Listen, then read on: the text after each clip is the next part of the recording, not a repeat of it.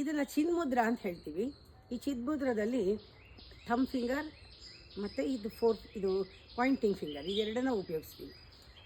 ಇದೆರಡೂ ಅಂಚಲ್ಲಿ ಇಟ್ಕೊಳ್ಬೇಕು, ಎರಡೂ ಕೈನಲ್ಲಿ ಕೂತ್ಕೊಂಡಾಗ ಏನೋ ಒಂದು ಅದ್ಭುತವಾದ ಅನುಭವ ಆಗುತ್ತೆ. ಯಾಕೆ ಅಂದರೆ ಇದನ್ನು ಬ್ರಹ್ಮ, ಇದು ಇಂಡಿವಿಜುವಲ್ ಸೋಲ್, ಜೀವಾತ್ಮ ಪರಮಾತ್ಮನ ಒಂದು ಮಿಲನ ಅಂತ. ಇದನ್ನು ಹೀಗೆ ಕೂತ್ಕೊಂಡಾಗ ನಮ್ಮಲ್ಲೇ ನಾವು ಒಂದಾಗಿದ್ದ ಅನುಭವ ಬರುತ್ತೆ. ಒಂಥರ ಇನ್ನರ್ ಜರ್ನಿ, ಆ ಅನುಭವ ಬರುತ್ತೆ. ನಾನು ಒಳಗೆ ಹೋಗ್ತಾ ಇದ್ದೀನಿ ಅಂತ ಫೀಲ್ ಮಾಡಬೇಕು. ಯಾಕೆ ಅಂದರೆ ಇದು ಒಂದು ಫೈರ್ ಎಲಿಮೆಂಟು, ಒಂದು ಏರ್ ಎಲಿಮೆಂಟ್ ಇದರಲ್ಲಿ. ಈ ಬೆರಳು ಫೈರ್ ಅಂದಾಗ ರಮ್ ಮಂತ್ರ, ಏರ್ ಎಲಿಮೆಂಟ್ ಅಂದಾಗ ಶಿವ ಮಂತ್ರ, ಹಮ್ ಮಂತ್ರ. ಅದು ಈ ಕೂತ್ಕೊಂಡ್ರೆ ಹರ ಹರ ಹರ ಅಂದರೆ ಪವರ್ ಜಾಸ್ತಿ.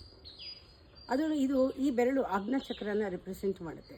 ಯಾಕೆಂದರೆ ಇದು ಅಹಂಕಾರನೂ ತೋರಿಸುತ್ತೆ. ಯಾವಾಗ ಇದು ಬಗ್ಗತ್ತೆ, ಇದು ಬೃಹಸ್ಪತಿ ಅಂತ ಹೇಳ್ತಾರೆ. ಯಾವಾಗ ಬಗ್ಗತ್ತೆ ಇದು ಜ್ಞಾನನ ರಿಸೀವ್ ಮಾಡುತ್ತೆ. ಇದು ಇಂಟ್ಯೂಷನ್ ಪವರ್ ಕೊಡುವಂಥದ್ದು ಗುರು, ಇದು ಶಿಷ್ಯ. ಜ್ಞಾನನ ರಿಸೀವ್ ಮಾಡೋ ಶಕ್ತಿ ಬರುತ್ತೆ. ಇದು ಗುರು ಇಂದ ಜ್ಞಾನ ಸಿಗುತ್ತೆ. ಇದು ಬಹಳ ಸಂಕೇತ ಇದಕ್ಕೆ ಇದೆ. ಚಿನ್ಮುದ್ರಾಗೆ ಬಹಳ ಶಕ್ತಿ ಇದೆ.